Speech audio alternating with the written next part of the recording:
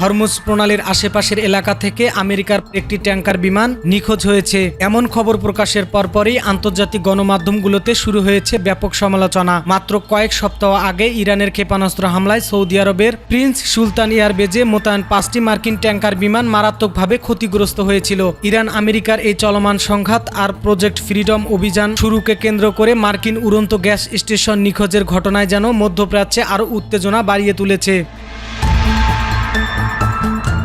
ঘটনাটি শুরু হয় সংযুক্ত আরব আমিরাতের আল ধাপরা বিমান ঘাঁটি থেকে। মার্কিন বিমান বাহিনীর এই বোয়িং KC-135 ট্যাঙ্কারটি মূলত আকাশে অন্যান্য যুদ্ধ বিমানকে জ্বালানি সরবরাহের জন্য তৈরি, যাকে সামরিক পরিভাষায় বলা হয় উড়ন্ত গ্যাস স্টেশন। কাতারের কাছাকাছি পারস্য উপসাগরের উপর দিয়ে যাওয়ার সময় বিমানটি হঠাৎ করে জরুরি অবস্থান ঘোষণা করে। ফ্লাইট ট্র্যাকিং তথ্য বলছে বিমানটি কিছুক্ষণ আকাশে বৃত্তাকার ঘোরে এবং অস্বাভাবিকভাবে এর উচ্চতা কমতে থাকে। আর ঠিক তখনই কাতারের কাছাকাছি এসে যোগাযোগ ব্যবস্থা সম্পূর্ণভাবে বিচ্ছিন্ন হয়ে যায়।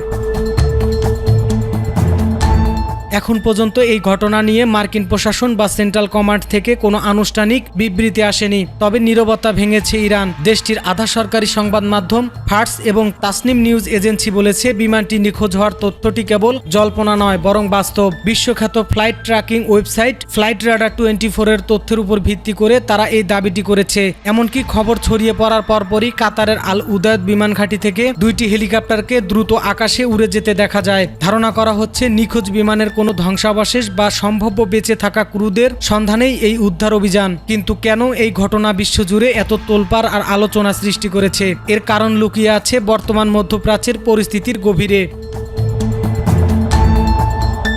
প্রথমত, মার্কিন প্রশাসন বর্তমানে অপারেশন প্রজেক্ট ফ্রিডম নিয়ে কাজ করছে, যার লক্ষ্য হলো কৌশলগতভাবে গুরুত্বপূর্ণ হরমুজ প্রণালীতে বাণিজ্যিক যুদ্ধজাহাজগুলো নিরাপদে চলাচল নিশ্চিত করা। ঠিক এমন সময়ই ইরান এই অঞ্চলে নিজেদের আধিপত্যের কথা পুনরায় ঘোষণা করেছে এবং মার্কিন সামরিক উপস্থিতির বিরুদ্ধে কড়া হুঁশিয়ারি দিয়েছে। এমন উত্তপ্ত পরিস্থিতিতে একটি মার্কিন ট্যাঙ্কার বিমান নিখোঁজ হওয়া মোটেও সাধারণ বিষয় নয়।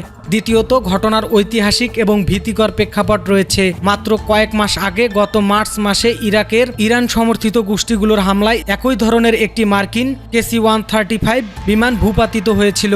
সেই স্মৃতি এখনো দগদগে। তাই এই বর্তমান ঘটনাটি কি সেই পুরনো সংঘাতের নতুন কোনো ধাপ? এই প্রশ্নটি এখন সামরিক বিশ্লেষকদের ভাবিয়ে তুলেছে।